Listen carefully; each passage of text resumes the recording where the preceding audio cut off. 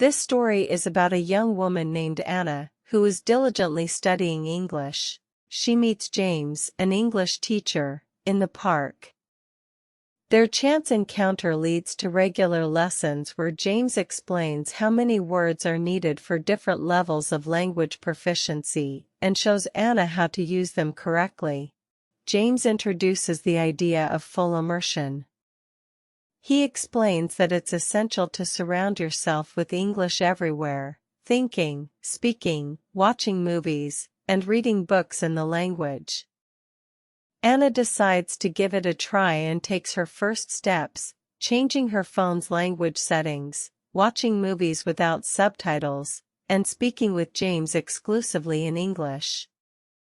This inspiring story is about determination, friendship, and the joy of learning a new language. Chapter 3: Words and Wonders. Anna sat on a park bench, looking at the ducks swimming in the pond. It was a sunny afternoon, and she was enjoying a quiet moment after her gym class.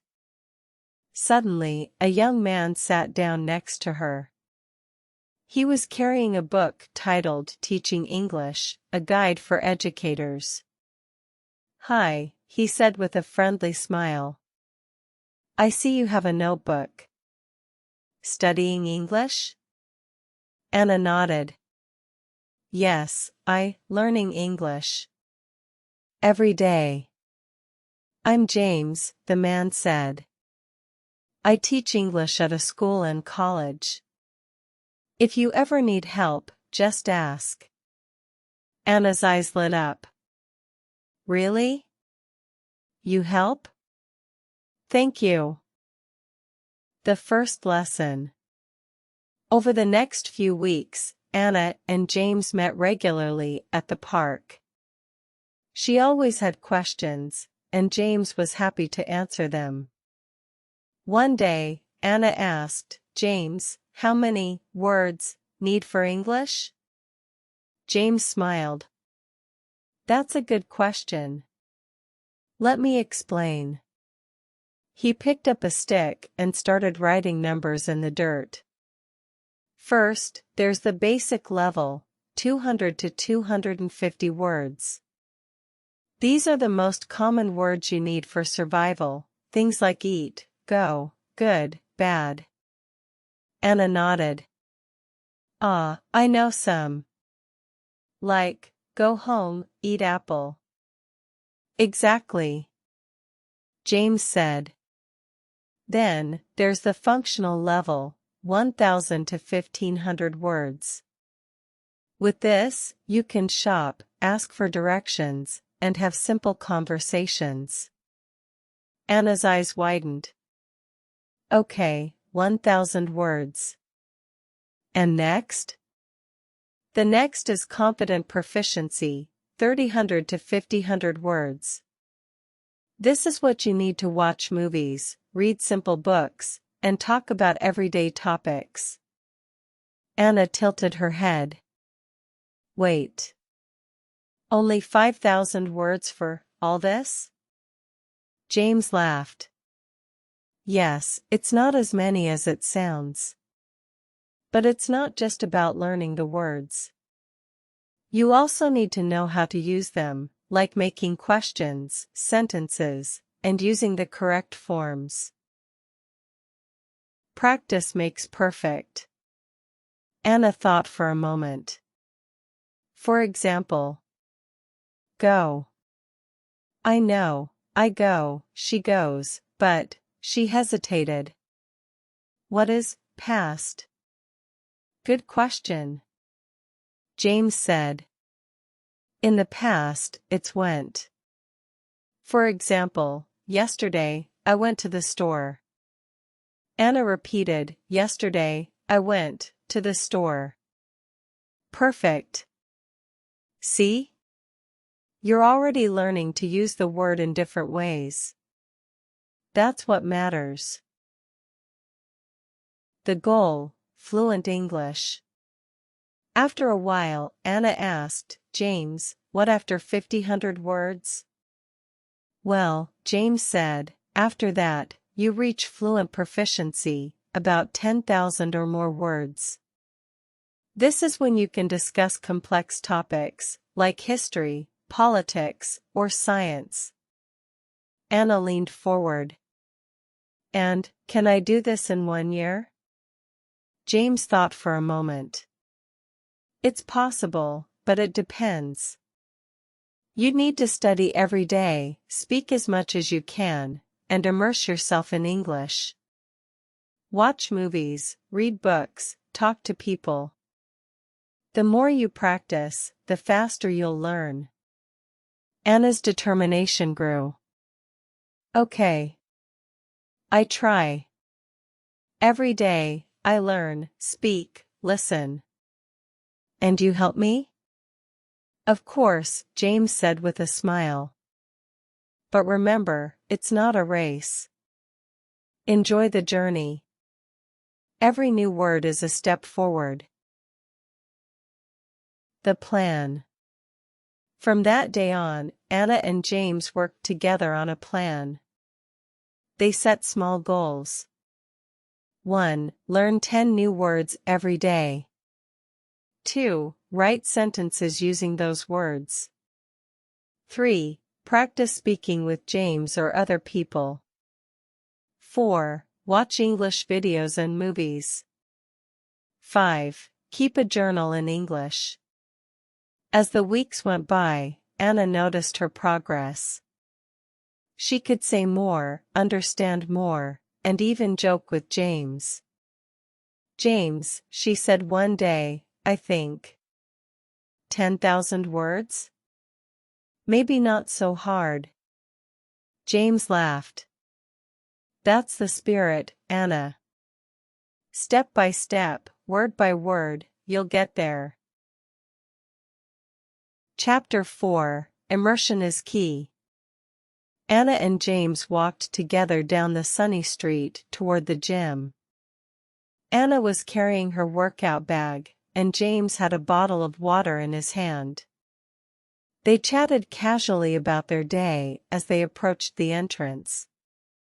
As they stepped inside, Anna turned to James with a question that had been on her mind. James, she said, adjusting her bag on her shoulder, you know, I want to learn English faster. Is there a way? Like, easier or quicker? James nodded thoughtfully. Yes, there is. It's not a magic trick, but it works. It's called immersion. What is immersion? Immersion? Anna repeated, tilting her head. What is it? James smiled as they walked toward the treadmill area. Immersion means surrounding yourself with English as much as possible. Imagine diving into a pool of English and staying there. Anna laughed. A pool of English? Sounds funny. Exactly. James said. It's about using English in every part of your life, reading, listening, speaking, and even thinking in English. The idea is to forget your native language for a while, in a good way. The power of goodbye to your native language.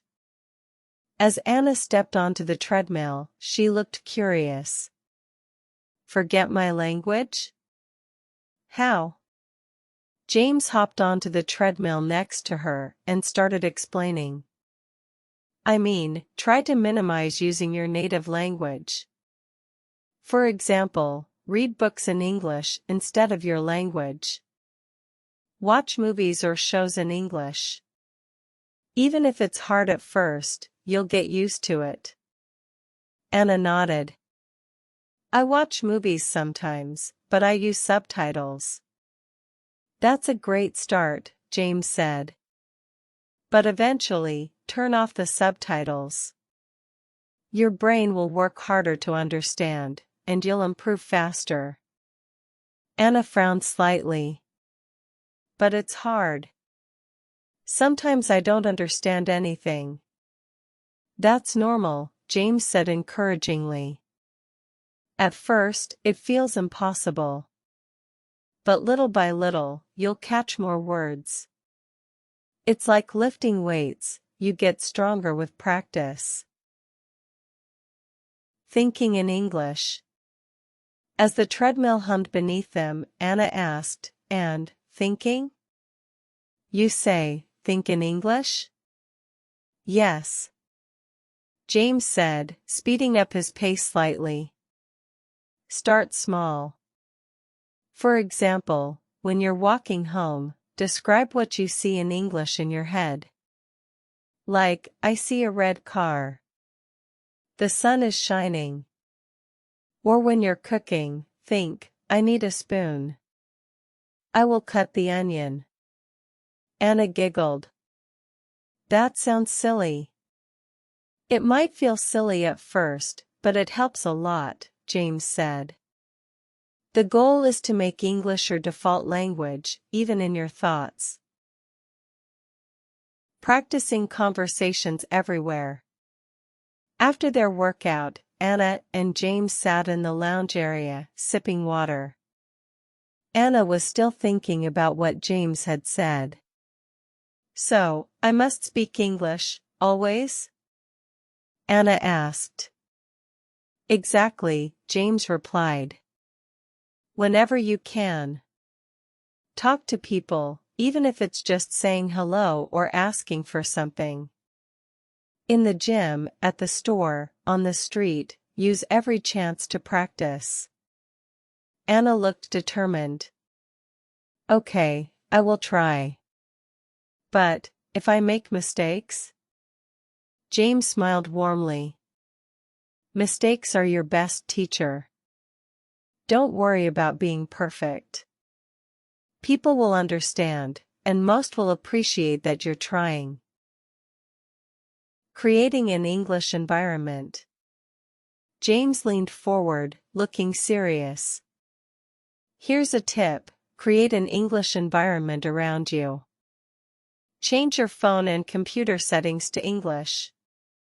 Listen to English music or podcasts. Read simple books or articles. Make English part of your daily life. Anna thought for a moment. Even, with you? No Russian? James nodded. If we speak only English, you'll learn faster. And I'll help if you get stuck. Anna smiled. Okay, deal. Only English. The first steps of immersion. That evening, Anna went home and made some changes. She switched her phone to English, picked a simple book from the library, and watched a movie without subtitles. It was hard, but she remembered James's words, little by little, you'll get stronger. The next time they met, Anna greeted James with a big smile. Hi, James. No, not I. I'm trying to speak more English now. James laughed. That's perfect, Anna. See? You're already improving. Anna felt proud. She knew immersion wasn't easy, but she was ready to dive into her pool of English and swim as far as she could.